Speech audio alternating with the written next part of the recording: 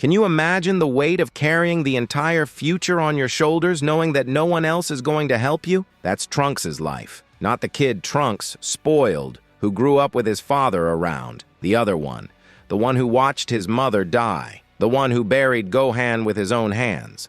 The one who woke up every day knowing he might be the last human being alive on the planet. And now, after all of that, he's face to face with Zamasu, a god. An immortal being who looks at humanity like it's a plague that needs to be exterminated. Stop for a second and feel that. Zamasu isn't your average villain. He doesn't want to dominate the world, doesn't want wealth, doesn't want power for power's sake. He genuinely believes he's doing the right thing. That killing every man, woman, and child is an act of purification, of divine justice. And who stands up against a god with that level of conviction? A boy without divine transformation, without ultra instinct, without any special trick hidden up his sleeve. Just rage, just pain, just the absolute refusal to let humanity die. When Trunks raises that sword made of energy, fueled by every survivor of that shattered future, he's not just fighting. He's screaming without words.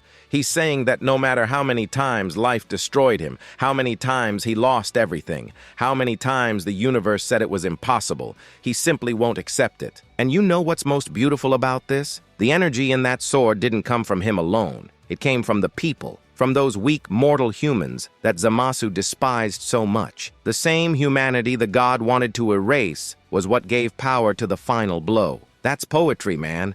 Zamasu looked at humans and saw weakness, saw pathetic creatures that didn't deserve to exist, but he never understood that humanity's strength isn't in individual power. It's in connection, in shared hope, in the collective stubbornness to keep existing even when everything tells you that you should give up. Trunks understood that, maybe without even realizing it. He was never the strongest. Goku and Vegeta were always levels above, but neither of them could have done what Trunks did in that moment. Because it wasn't about brute force, it was about representing something bigger than himself. And when the blade went through Zamasu, it wasn't just a god dying. It was proof that mortals can bring down gods. That blind faith in your own superiority is the greatest weakness there is. That underestimating those you consider inferior is the fastest path to your own destruction. Put your hand on your chest now and ask yourself, how many times have you been Trunks in your life? How many times were you alone, without resources, without support,